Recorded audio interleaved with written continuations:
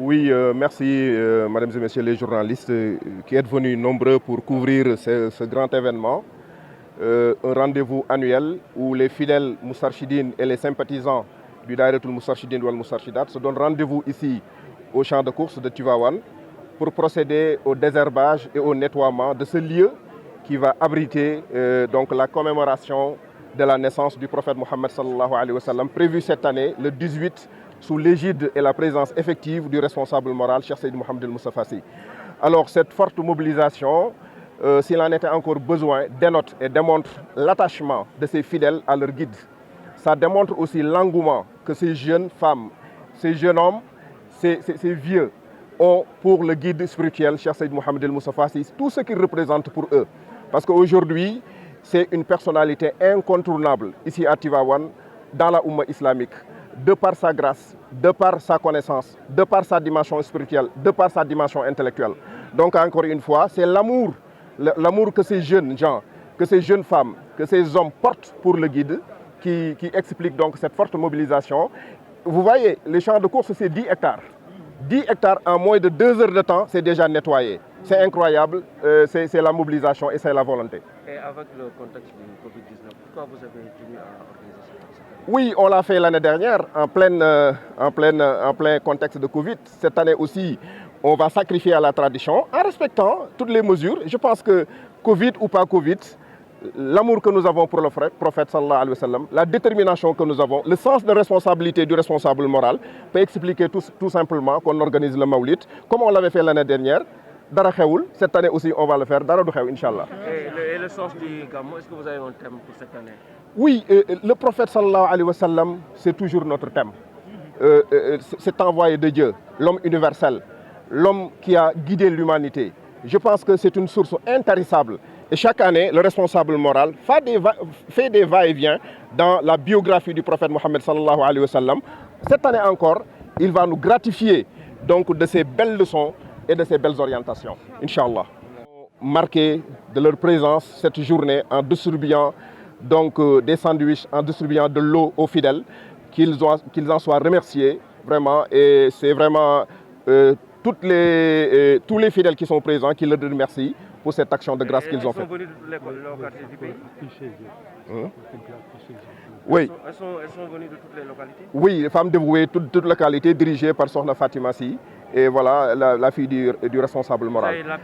L'appui de l'UCG, l'appui aussi des sapeurs-pompiers et donc les services concernés de l'État. On les remercie. Oui, bonne organisation, les mesures d'hygiène, les mesures barrières. Nous sommes en contact permanent avec les autorités sanitaires et aussi la cellule de santé du mouvement Moustarchidine wal Moustarchidat. Nous avons assez d'agents pour vraiment procéder au respect strict des mesures barrières pour que vraiment les mesures d'hygiène soient respectées. waaw nit góor ak jigéen ñëw partout jóge fu nekk ci Sénégal pour daje fii champ de course pour bay ko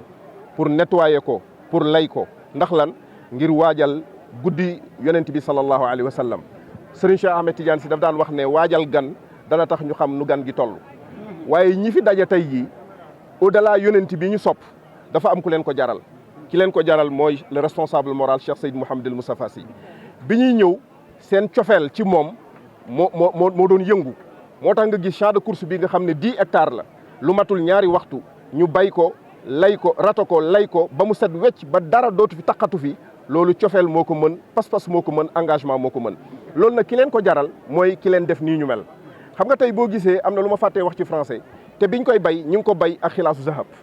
ñoom ñëpp ñu ngi yëkkati xilaas bi te xilaas boobu kan moo leen ko jàngal tey ba xale yi gën a ndaw mokkal ko mooy Cheikh Seydi Mouhamed El Moustapha Sy xilaas boobu mooy téere bi nga xam ne ci la maam Seydi El Hadji Malick radiallahu anhu tënk dund yonent bi chef d'œuvre am la moom la ñuy wax mimiya xale bi gën a ndaw tey jii boo ko laajee ci daayira bi mokkal na ko c'est grâce à qui? Grâce à Serigne Moustapha. En moins de 2 ans il a fait mémoriser une bonne partie de cette waaw maanaam ci lu matul ñaari at xale yi yëpp mokkal nañu lu bëri ci xilaas te loolu itteem la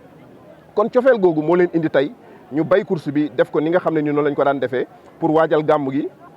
nga xam ne cette année ñu ngi ko fas yéene def le 18 muy altine incha allah ci teewaayu Serigne Moustapha Sy mu jaar ak ñun fam daan jaaraat ak ñun te mooy wax ñu ci yaa rasulallah. est-ce que sóoraale ngeen contexte sanitaire bi aussi. contexte sanitaire bi sóoraale nañ ko sóoraal nañ ko parce que mouvement bi c'est un responsable moral moo ko jiite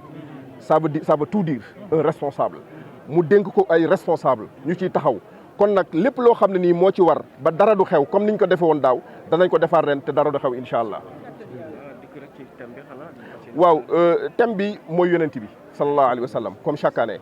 ndax yonent bi bala nga koo jàngale da nga koy jàngale ci dimension te ki mën a jàngale yonent bi ci dimension mooy ki incarné valeur yonent bi mooy ki xam lan mooy ndono yonent bi mooy ki xam ni yonent bi toll kooku moo mën a jàngale yonent bi sallallahu alayhi wa sallam moom moo tax bu ñëwee chaque année day jàkkaarloog moom ne yaa rasulallah.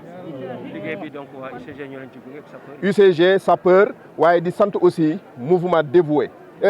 les femmes dévouées vraiment ñëw nañu ci njiitalu soxna Fatima ak yaay pour jàppale njaboot gi di leen jox ay ndox di leen jox ay sandwich ay café pour jàppale leen ci liggéey bi njaboot yëpp ñu ngi leen di sant ci taxawaay boobu te lépp nag lii ñu def nii aussi fàtte naa remercier aussi suñu capitaine Mame Cheikh Ahmed Tidiane Sy nga xam ne moo jiitu ci coordination gàmm gi ñun ñu ko ciy jàppale ci ndigalu Serigne Moustapha donc loolu mooy li nga xam ne nii moom moo fi xew incha allah ñuy jox rendez-vous ñëpp fii champ de course le 18 ñu teew ci ku tedd gi mu waxaat ñu ci yaa rasulallah.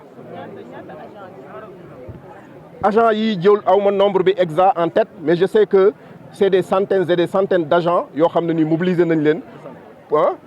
de santé yoo xam ne nii ñi ngi bokk ci cellule santé pour ñu taxaw njaboot gi naka noonu ñu nekk ci action sociale ak yëpp yaakaar naa ni bu soobee yàlla lépp loo xam ne war nañ koo def rek danañ ko def ba njaboot yëpp nekk ci jàmm incha allah. ak waaw ni ngi remercier aussi la presse ci seen mobilisation bi nga xam ne nii def ngeen ko di leen sant bu baax a baax te di leen ñaan ngeen ñëw nag couvrir bu baax a baax njàngale mi nga xam ne nii moom la sëriñ bi jàngale ndax discours la boo xam ne nii fii rek nga koy déggee bala nga koo déggaat da ngaa ñëwaat fii incha allah. wax naa ko nee naa jël nañ mesures yi nga xam ne yëpp moom la ñu war a jël incha allah merci beaucoup. Muhammad gi nga xam ni salaa sallam Serigne Moustapha Sy moo ñu koy sottil ci xol yi ci la meññam wu sell wi gannaaw ba mu ko taatanee ci leeru mag ñi yal na yàlla yokk seen i leer donc noonu la ñuy waajalee gàmm gi te loolu la ñuy ñaan itam mbokk yëpp ñu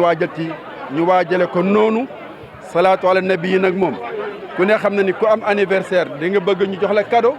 waaye cadeau bi gënal yonent bi nag mooy salaatu ala nabi te mooy allahumma salli ala sayyidina muhammadin alfatixi lima ughliqa walxaatimi lima sabaqa nasiri alxaqi bilxaq walhaadi ila siratika almustaqim wa ala alihi xaqa qadri wa miqdaari adim kon yal na ko yàlla jottale suñu cadeau yooyu te mu nangul ñu ko incha allah di leen ndokkeel yéen ñëpp di leen ñaanal yàlla fekke ak tal ba ni ngeen ko bëgg a ni ngeen ko yéenee couvrir noonu yàlla may leen kartan gi may leen jumtukaay yi ba ngeen mën koo defee ni ngeen ko bëggee wa ma zalika alallaahi bi aziz xam naa kon ñu daal di jubluwaat ci liggéey bi rek ndax jot gi amul fi mu nekk nii jërëjëf